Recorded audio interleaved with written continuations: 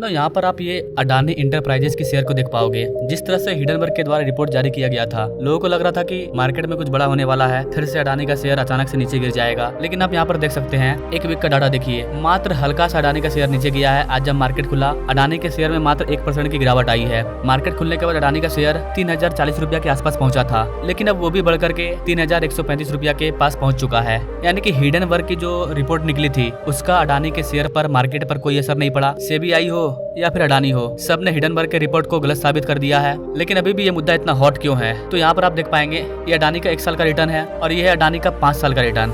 अब मैं आपको बताता हूँ आज से 1 साल पहले हुआ क्या था। इस 5 साल में अडानी का सबसे इंपॉर्टेंट पॉइंट था, यहाँ पर देखिए, अडानी का शेयर 28 नवंबर 2022 को 4000 के पार जा चुका था। इसी टाइम क्या होता है कि हिडनबर्ग एक रिपोर्ट जारी करता है और जैसे ही हिडनबर्ग के द्वारा एक रिपोर्ट जारी किया जाता है, अडानी का शेयर जो 4000 था वो गिर करके 13 फरवरी 2023 को, जिस दिन रिपोर्ट आया था, 4000 का शेयर 1000 पे आ गया था, 1100 पे। फिर इसके ऊपर बहुत सारी पॉलिटिक्स होती है, ये मामला कोर्ट तक पहुंच जाता है। सब कुछ क्लियर होने के बाद ये पाया जाता है कि अडानी सही थे, अडानी ने कोई गलती नहीं किया था। कोर्ट ने ये चीज मान लिया और इसी का परिणाम ये रहा कि अडानी का शेयर जो 1000 रुपया पे आ चुका था, वो फिर से बढ़ते बढ़ते 1 साल के अंदर, आज 2024 है, फिर से अडानी का शेयर 3000 पर पहुंच गया। और ठीक 1 साल बाद अब फिर से हिडनबर्ग ने एक रिपोर्ट जारी किया कि क्यों ना फिर से अडानी का शेयर को गिराया जाए। तो इस बार हिडन ग्रुप ने अडानी के साथ साथ सेबी को भी लपेट दिया कि अडानी के साथ सेबी मिला हुआ है। लेकिन इस बार भारत की जो जनता है वो समझ चुकी थी कि ये विदेशी वाले लोग आते हैं, कोई भी रिपोर्ट जारी करते हैं, उनके रिपोर्ट जारी करने की वजह से हमें बहुत ज्यादा नुकसान हो जाता है। अब मान लीजिए अडानी का शेयर 4000 रुपया था, आम आदमी ने अपना पैसा लगाया था, यहाँ पर वो शेयर गिर करके 1000 हो गया, सबको नुकसान हुआ कि नहीं हुआ? लेकिन जो लोग समझदार थे, उन्होंने 1000 होने के बाद भी अपना पैसा नहीं निकाला, तो उनका शेयर फिर से 3000 पहुंच चुका था। लेकिन इस टाइम जो नुकसान हुआ था, ये पूरे भारत में एक बहुत बड़ा मुद्दा बन चुका था और लोगों को डर था कि ये मुद्दा फिर से इसी तरह ना हो जाए। लेकिन आप देख सकते हैं, अडानी के शेयर में 100 रुपये का फर्क भी देखने को नहीं मिल रहा है। 1% का गिरावट देखा गया है, ये नॉर्मली रहता है। इतना सा आगे पीछे तो हर दिन होते रहता है शेयर।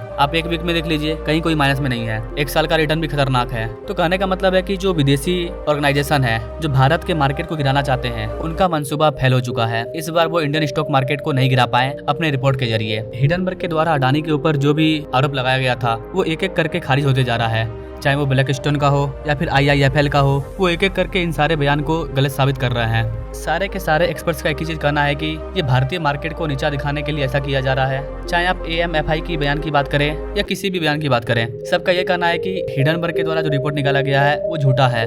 अब इसमें कितनी सच्चाई है ये तो आगे जाकर के पता चलेगा, लेकिन एक्सपर्ट्स का ये कहना है कि ये सब फालतू चीज है। भारत को नीचा दिखाने का प्रयास किया जा रहा है ताकि भारत का मार्केट गिर जाए और भारत का जो ग्रोथ है वो अचानक से नीचे आ जाए। लेकिन अब ऐसा नहीं होने वाला है, क्योंकि मार्केट इसे अलग तरीके से देख रहा है। जो इन्वेस्टर है वो समझ चुके हैं कि कोई भी रिपोर्ट जारी करने के बाद हमें अपना पैसा नहीं डुबाना है। AMFI के द्वारा कहा गया है कि देश की तरक्की को नीचा दिखाने के लिए ऐसा किया जा रहा है। इस तरह के प्रयास को रोकना बहुत ही जरूरी है। हमारे देश का जो कैपिटल मार्केट है, जो फाइनेंशियल सिस्टम है, वो पूरी तरह से पारदर्शी और ट्रांसपेरेंट है और सिक्योर भी है, ऐसा कहा गया AMFI के बयान में। तो यहाँ पर सारे एक्सपर्ट्स इन्वेस्टर को एक भरोसा दिलाने का काम कर रहे हैं कि भारत का स्टॉक मार्केट पूरी तरह से ट्रांसपेरेंट है। हालांकि भारत में जो विपक्ष के लोग हैं वो अपनी पॉलिटिक्स खेलने की कोशिश कर रहे हैं, लेकिन मार्केट का कुछ नहीं हुआ। मार्केट अच्छा खासा ग्रो कर रहा है। तो ओवरऑल देखा जाए तो हिडनबर्ग के रिपोर्ट से न हमारे मार्केट को फर्क पड़ा और न ही हमारे इन्वेस्टर को फर्क पड़ा। और ये चीज हिडनबर्ग के हार को दिखाता है। ये चीज भारतीयों के विश्वास को दिखाता है कि लोग अब विदेशी चीजों पर इतना विश्वास नहीं करते हैं कि आप आओ, एक रिपोर्ट जारी करो और हमारे इंडियन मार्केट को, स्टॉक मार्केट को नीचे गिरा करके चल जाओ। अब ऐसा नहीं होने वाला है।